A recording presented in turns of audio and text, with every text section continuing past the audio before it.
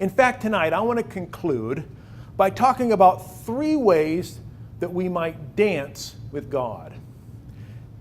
I have someone who has agreed to be my dancing partner, Anna. Anna, would you come forward and stand on that side of the stage?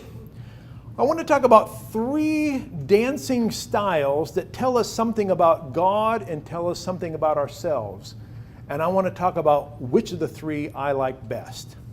Now, I grew up in a Nazarene home and we danced. I know that sounds kind of weird, but that's the way it was in my hometown. And when I went to dances at school, things usually started like this. The guys were on one side of the room and the girls were on the other side of the room. The music started playing and usually the guys and girls who were dating would start dancing first, but then the other guys would go over and ask the girl to dance.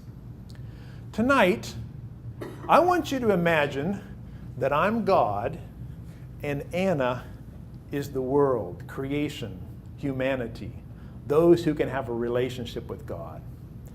God is on this side of the dance floor and we're on the opposite side of the dance floor.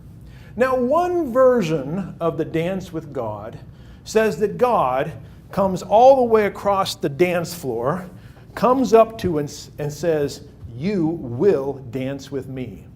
And then grabs us by the hand, and then we're basically robots, come out and dance, and God is totally in control. We have no free will whatsoever, and the dance is a robot kind of a dance. Could you go back there? Yeah, yeah, that's right. Why do I even ask? If I'm God, go back there, and she goes back. There's no free will whatsoever. Now, I personally have a hard time believing this is a very loving dance because God is totally controlling. And not only that, if this dance represents life, whenever the dance looks ugly or evil occurs and God's totally in charge, we have to assume that that evil was what God wanted if God's totally in control. And that, in my view, opposes the notion that God is loving. Now, there's a second option for a dance, and in the theological literature, this is sometimes called Pelagianism. And this says that God is on this side of the dance floor, we're on the other, and God says, well, if you take a step toward me, I'll take a step toward you, but you make the first move. Anna, would you make a first move just to make the illustration work? Stop. Oh, she took a move toward me. I'll take a move toward her, but if she tries hard enough and takes another move, I'll make another step toward her. She does. I say, boy, she's working hard. This relationship just might actually work if she just keeps doing this. You can go back. The point of this is that in this mode, there's lots of freedom on her part, but I, as God, think she's got to somehow earn this dancing relationship. That if it's to be, it's totally up to Anna. Well, I might meet her halfway, but she's got to pick herself up by the bootstraps. She's got to fly straight. She's got to follow the rules, and then maybe I'll accept her and we can dance. I don't recommend this view of God and free will. The view of God and free will and the kind of dancing I want to propose tonight says this: God comes all the way across the dance floor to us and says, may I have this dance? And we have free will. And if we say yes, the dance begins.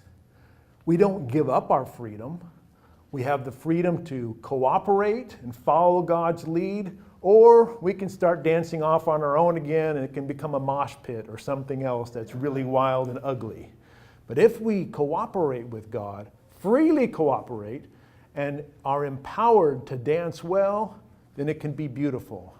Now, we don't dance as well as these folks do, but we're trying our best. The kind of dance that can occur when God, a loving God, takes the lead and we freely cooperate is a dance of beauty. Would you give Anna a hand for helping out tonight?